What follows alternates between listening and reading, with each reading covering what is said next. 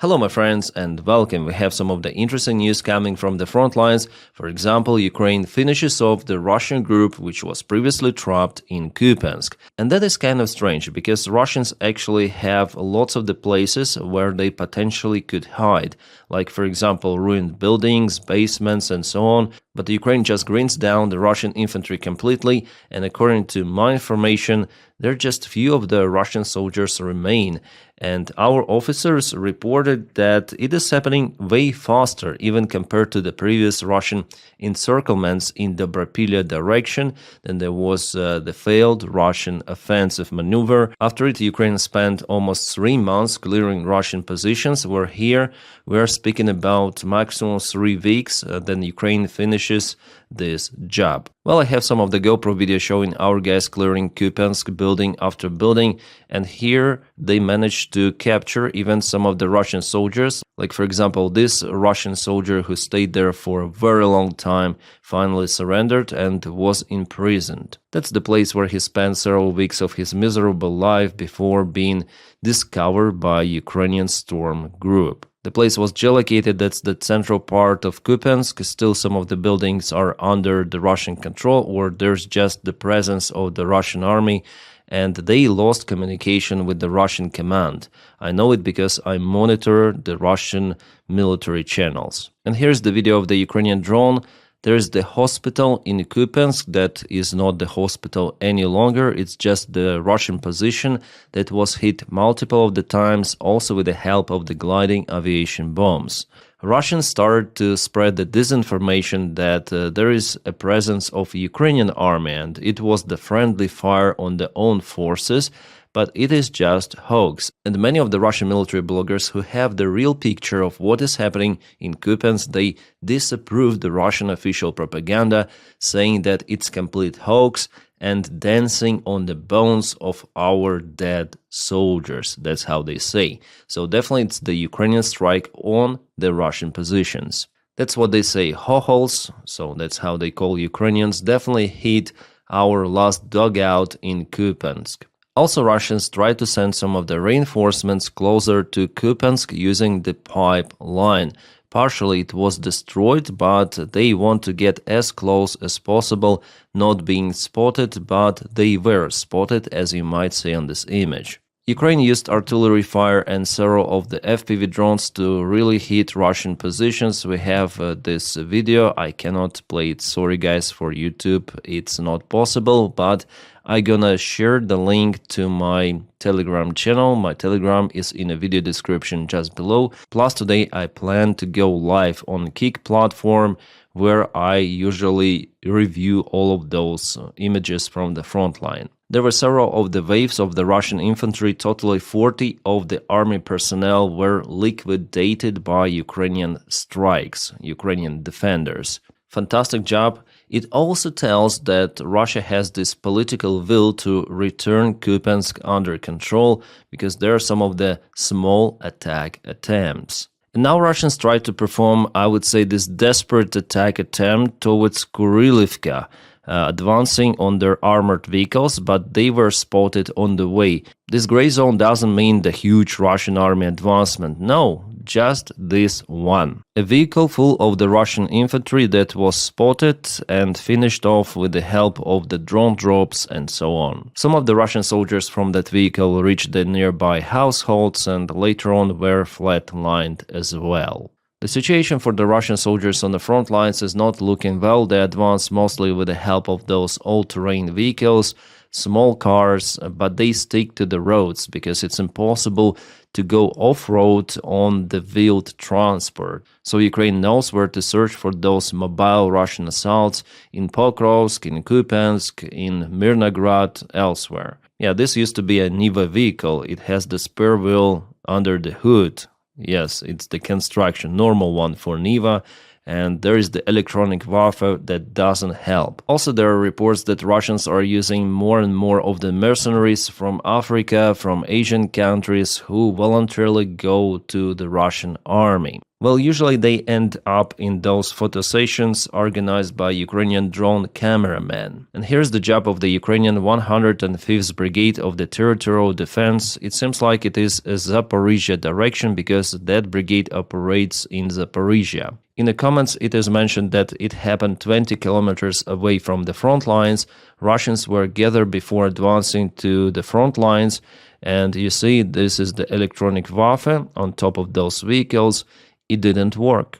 And this image was taken several days ago from Kupiansk, where Russians also attempt to reach Ukrainian positions even on those motorcycles. If the weather is more or less okay, they also go on those enduro bikes, not just all-terrain vehicles. In Pokrovsk direction, Rodinske, Russia goes on PR attacks, advancing with maximum 2 of the soldiers who show Russian flags, and later on they are being flatlined. Here they are waving the flag, everything is great, they're controlling position, but later on Ukrainian army comes and gets rid of the Russian occupiers. It is Rodinske, which is crucial for Ukrainian defense of Pokrovsk and Mirnograd. Still, there is the presence of Ukrainian army in both of those settlements. Yeah, just to show you, this is Rodinske, where Ukrainian flag was spotted. What I see here about the changes, light expansion of the gray zone, that's it.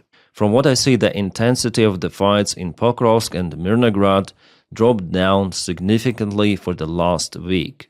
Is it the cold weather that is the factor? Maybe. And the forecast for even colder weather down to minus 16 degrees centigrade. And just imagine the Russian soldier who is in lack of the supplies. Russian command demands him to attack Ukrainian positions, advancing on every sort of the vehicle possible, all-terrain one, or motorcycle, or a horse. It really demotivates Russian soldiers. That's why the intensity of attacks dropped down significantly. Alright, we have some fresh video from Pokrovsk outskirts. Russians were trying to go with all-terrain vehicles. Some of the MRAP is there. It looks like maybe even Tiger and UAZ vehicle from what I see. Russians stopped for whatever reason, and later on they were annihilated because the stationary target is a good prey for Ukrainian HIMARS in this case. Yeah, it was HIMARS, kaboom, bada boom, and the convoy is gone completely. You know, there are some small particles in the HIMARS shell that penetrate absolutely everything. In Konstantinivka, I see the expansion of the red zone. It's so-called Russian territory, so-called because Ukraine is still capable to strike Russia here behind the front lines, and we see it in this area. So even in Toretsk, Russia has losses of the vehicles, and it's quite far away from Konstantinivka. As you see, Russians are also using drones to hit Ukrainian vehicles. Yeah, it's the war, it happens. Both of the sides are using drones, but Ukraine uses those more effectively, especially than Russians. They form some of the convoys. So let's check out, for example, this one. There are lots of the things to check. So we have geolocation confirmation from all around the front lines. Yeah, those Russian soldiers, this one is really at this some sort of the wheelchair with automatic control system, or how to call it. I wonder where did he go, this sophisticated piece of equipment. And all of those Russian soldiers, they have some of the diagnosis, and Russia fails to decommission them. They're still deployed in Ukraine, and those soldiers, they complain that they are not being sent back to Russia for medical treatment. They are said to operate, to continue the mission. The guy really on a wheelchair. Yeah, the arm, something definitely wrong with his arm. He says it's not moving, it's not working. Nevertheless, Russian army keeps them for whatever reason. Maybe it's gonna be one more evolution after donkeys and horses, then Russian soldiers will advance on wheelchairs. That's the video from another Russian base, and just look at this Russian soldier before he obtained the wounds, but he was sent back to fight. This is not a volunteer. He has no leg. He tried to be decommissioned, and Russian army sent him back. They say he will be a machine gunner, stormtrooper machine gunner, without a leg.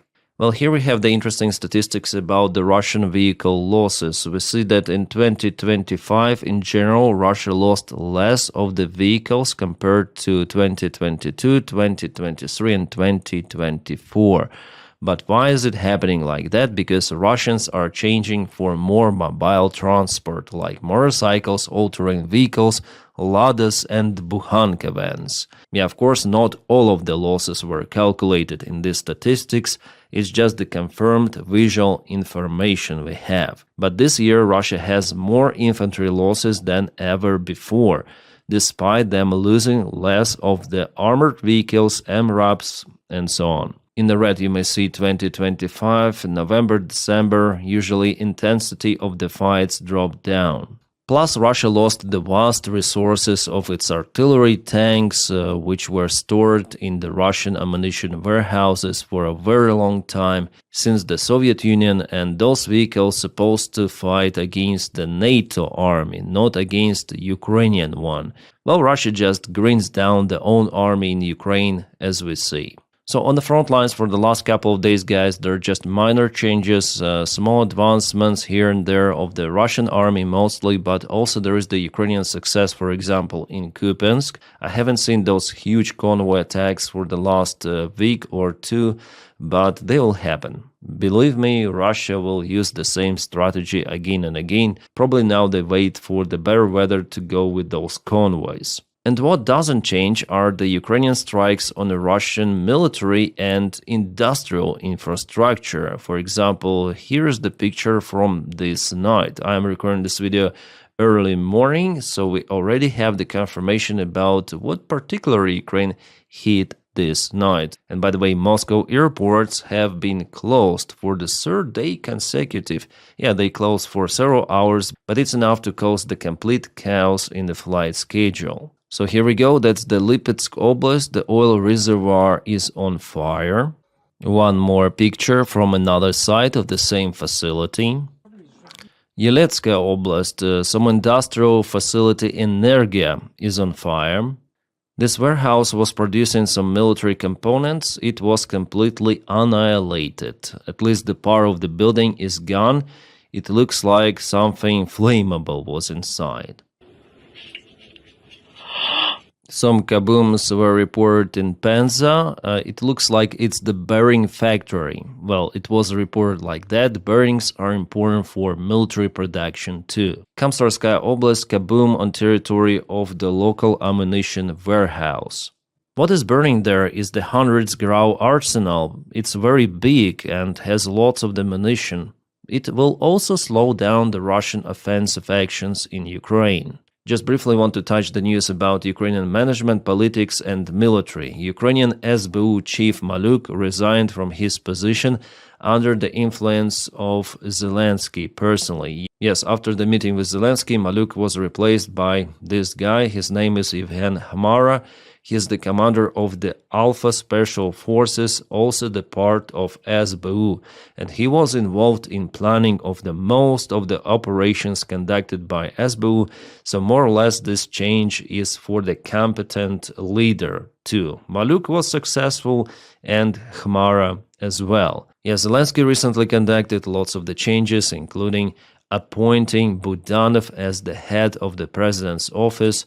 Well, most of the changes, I think they're for good. And I also expect that this year Syrsky will resign. Why do I give the high probability for Syrsky to resign this year? Because the newly appointed defense minister Fedorov has different approach on everything. Fedorov is all about technologies, about innovations, and Syrsky is about old Soviet school. They simply cannot work together. It's my opinion. I could be wrong, I just think like that those two guys, they're completely different. And since Fedorov is the chief, I think Syrsky will be not dismissed, but he will be told to resign. Maybe it might happen even this winter, and it's gonna be a positive step for Ukrainian army. Again, my opinion. Well, not just mine, but lots of the volunteers, officers, soldiers, they're waiting for this step. To the other news, that's the epic video of the Finnish Coast Guard. They show how they land on the Russian affiliated ship where the crew was partially Russian. And this vessel was involved in damaging the underwater cable between Finland and Estonia, from what I understood. So the special forces, they land on board of the ship and they detained crew members. Allegedly, 3 of the crew members were involved directly. They're being arrested without ability to leave Finland, and investigation is ongoing.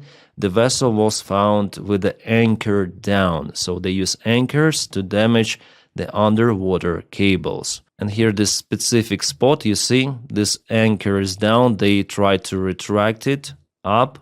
Yeah, in this compilation, it is visible. The chain is down and they did it for purpose. So 100% the captain of the ship is involved in that wrongdoing.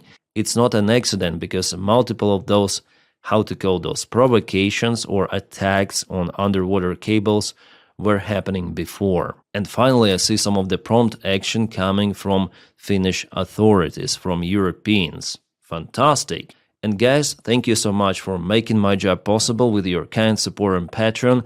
The link for it you may find in the video description just below. If you watch me on YouTube, you may also follow the membership of the channel by pressing the button join. Thank you so much for motivating me to film more of the videos. Maybe today I'm gonna come out with more updates of the world politics or update from Ukraine, we'll see. Also, please don't forget to like this video and subscribe for the channel, because that is how you boost this video in algorithms. Thank you so much for it. My friends, I wish you all a peaceful sky wherever you are and have a great time.